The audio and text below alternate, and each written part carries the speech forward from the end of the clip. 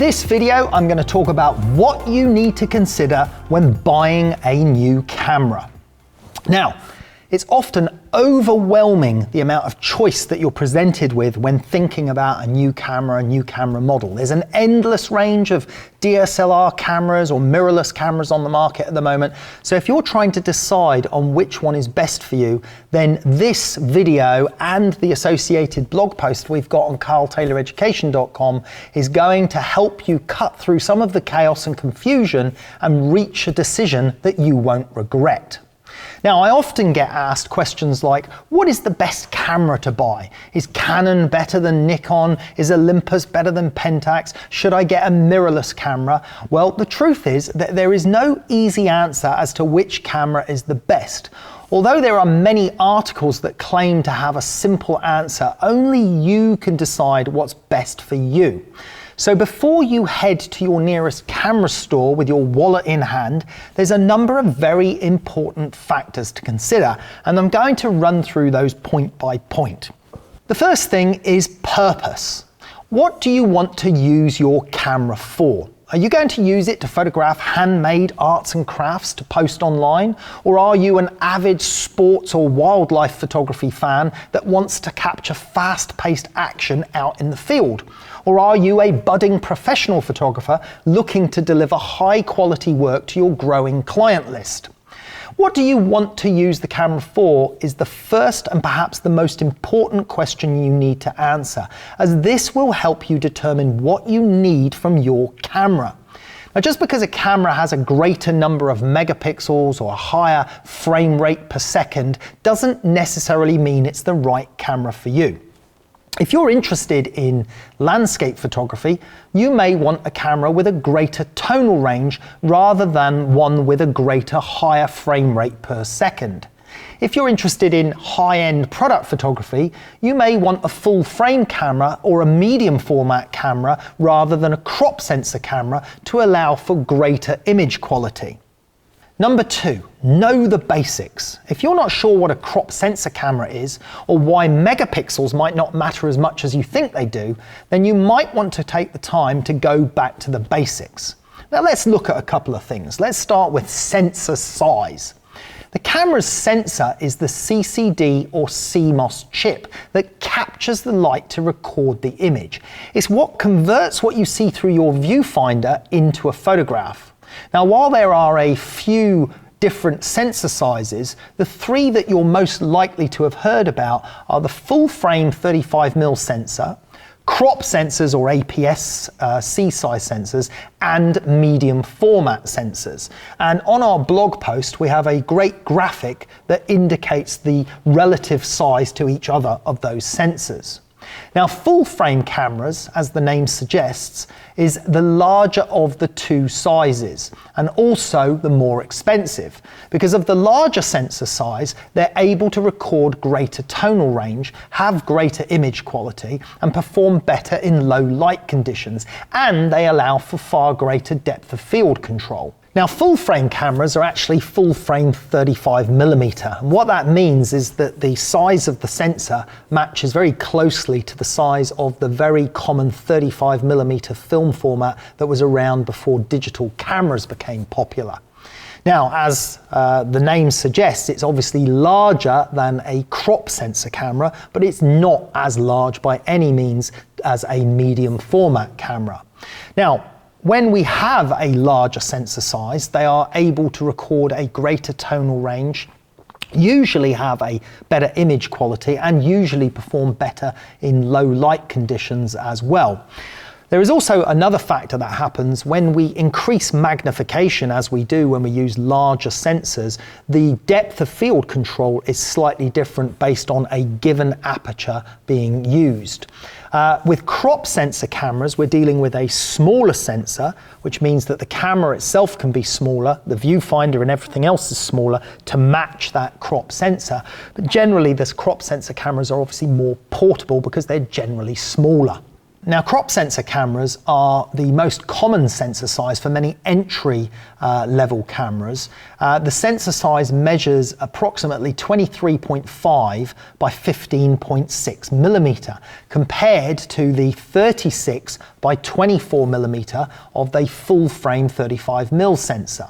Now, that makes them smaller and lighter than their full frame counterpart, which basically means that the image recorded is recorded onto a smaller area of silicone sensor than a 35mm full frame camera. Now, that may well make them suited to photographing wildlife or sports. With a crop sensor camera, a 400mm lens on a crop sensor and on a 35mm camera will actually give the impression that you're more zoomed in on the crop sensor camera than you are on the full frame 35mm camera. Medium format cameras record images onto a much bigger sensor. That's about 53.4 by 40 millimeters on the 100 megapixel sensor. Now, the benefit of this is that the larger sensor size allows for much higher resolution compared to cameras with smaller sensors, and this often means more megapixels in medium format cameras and greater dynamic range. This allows for much greater tonal quality and tonal accuracy, and sometimes color accuracy too. The image quality means that they are often the camera of choice for professional photographers looking to achieve true color accuracy or produce very large format work for advertising purposes. However, medium format cameras are much bigger and heavier to handle than most other cameras, and they are usually far more expensive too. Other drawbacks with medium format cameras is that they have a slower burst rate, so you cannot shoot as many frames per second as you can with a 35mm camera. So they wouldn't really be best suited to something like wildlife or sports photography. Now, I did a comparison between the quality of a full-frame Nikon D850 and a medium format Hasselblad H6, and you can read about that comparison on another blog post on our website at carltayloreducation.com. Now, let's talk about megapixels. Photographers nowadays seem to be obsessed with the number of megapixels, and while it's certainly important, it's by no means the defining characteristic of a good camera. Put simply, an image is made up of millions of pixels. For example, a 22 megapixel camera has 22 million pixels that make up the recorded image. The more megapixels, the higher the image resolution. This can be useful if you're likely to crop your image later or you want to produce large-scale prints. Now, as I just mentioned, the more pixels there are in an image, the higher the resolution. However, more megapixels doesn't necessarily mean better. What's more important is that you have the right number of pixels in relation to the size of the sensor. For example, the image quality of a 50 megapixel smartphone camera will be far less than a 50 megapixel medium format camera. But why is that? Well, to understand why, we need to understand the basics of how images are formed. Digital images are created from millions of tiny dots of color, which blend together to form the image that we see.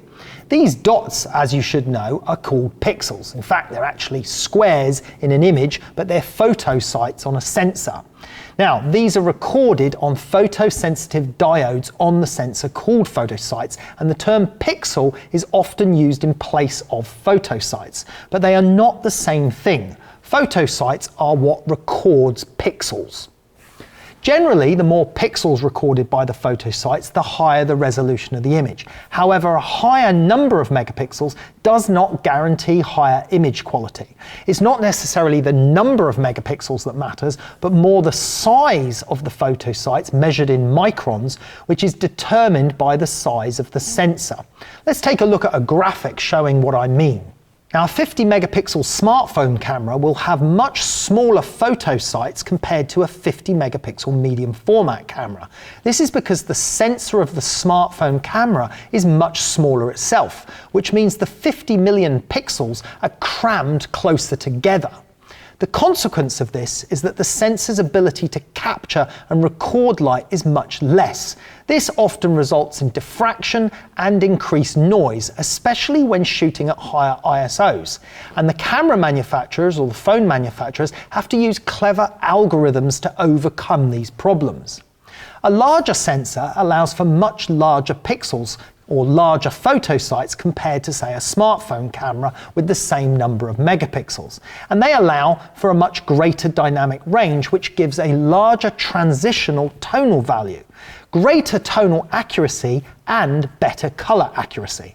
For example, on a 50 megapixel Hasselblad CMOS sensor, the pixel size is about 5.3 microns, compared to the pixel size on a standard high-resolution DSLR, where the size is about 4.14 microns.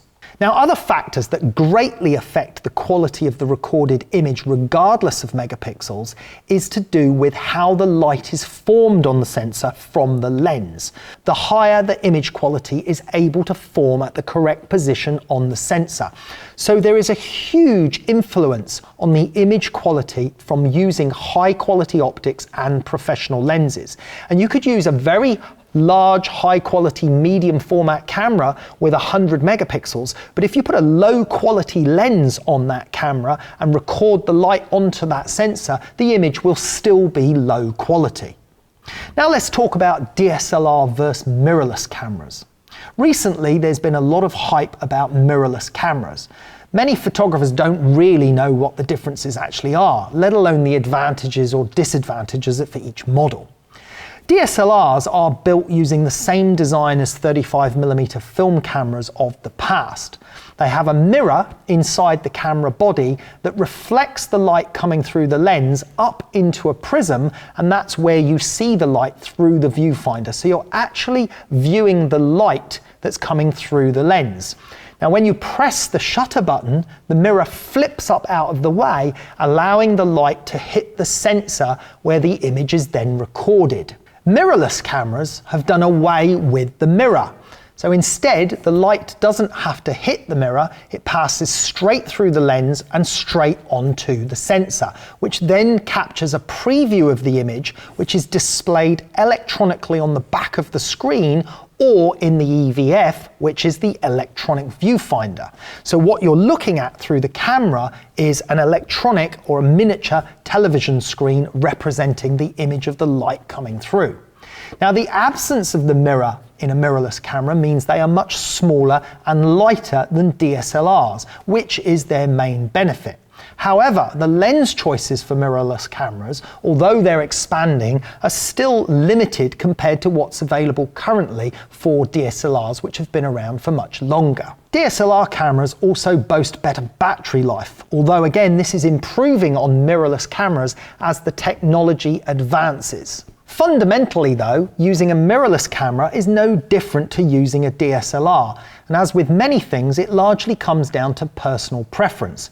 In fact, people get confused about the image quality difference between a full-frame DSLR and a full-frame mirrorless camera. And I can tell you now that both cameras will resolve the same quality image if they're using the same type of sensor.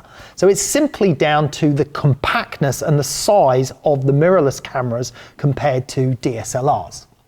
Now, the next thing we need to consider is lenses and accessories. Buying your camera is just the start, and it's important to consider what accessories you're going to be using in conjunction with that camera. Now, if you're an avid wildlife photographer, a telephoto lens is a must. The same way that if you're a portrait photographer, accessories such as studio lights or speed lights may come in handy. Now, before you make the final decision on which camera to buy, think about what's available to you. When it comes to lenses, you may find that Canon offer a better range than Nikon, or Nikon offer a better range than Canon, or that independent brands such as Tamron or Sigma offer a more budget-friendly alternative. And the type of lenses that you choose for your system will be very, very important going forwards, because you're likely to retain your lenses and possibly upgrade your camera body at a later stage. The next thing to consider is budget. And the good news is that there's a wide selection of DSLRs available for almost any budget. The bad news is that there can be a number of hidden costs that you need to consider too. A good lens or two should be the first thing on your list. It isn't just the camera that determines the quality of your images, lenses play a huge part too. I'd recommend putting a part of your budget aside for investing in a couple of good quality lenses really before you even consider the camera itself. Make sure you do your research before investing in a lens. Read reviews about the lens, explore different comparisons, and consider renting the possible options before you make the leap. And I'll discuss a little bit more about this later. Now, there's also smaller, less obvious items that are also essential as well, such as camera bags, spare batteries, memory cards. But remember, it's not essential that you buy everything at once. You might want to save buying that shutter release cable or filter set for a later date and keep your money for those important lenses. Explore your options. Before taking the final plunge, it's a good idea to rent your final options for a day. This will give you an opportunity to get a feel for the camera, test its controls and explore its capabilities. Now, in the blog post here on karltayloreducation.com, I've linked to a few well-known equipment rental companies. Now, one other key factor that shouldn't be underlooked is knowledge. Knowing how to use light is one of the most important aspects of photography, as this allows you to create a particular mood or emotion in an image, and it's this mood and emotion that helps tell a story and captivate your viewer. Now, I go into more detail about this in our Emotion Light live show, where we show and explore all of the ways we control light to depict emotion in an image. Now, knowing how to combine this with the technical aspects such as composition, depth of field and shutter speed is very, very important. The fact that you've taken the time to watch this video shows you've already understood and value knowledge, but it's worth including this point nonetheless. I've always said photography isn't so much about the gear as it is about your knowledge.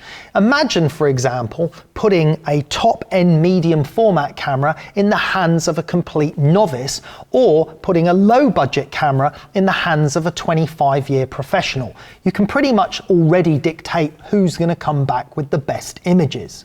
So more often than not, it's not about the equipment that you have, but more about knowing how to use that equipment. Knowing how to compose your shot, light your image will have a huge impact on the final results. So remember, if you're ready to buy a camera, there's a lot more to consider than just the technical. Take the time to think about how you'll be using that camera. Set out your budget, consider any extra equipment that you might need, and if you're still undecided, try and find somewhere that you can rent or borrow a camera to try out and test for yourself. Once you've made your decision, take the time to get familiar with your equipment and invest in your education. And one of the best ways to do that is at karltayloreducation.com. Get my completely free photography course with no sign-up required. You can also access our free 90-page ebook. Just click the link or go to karltayloreducation.com.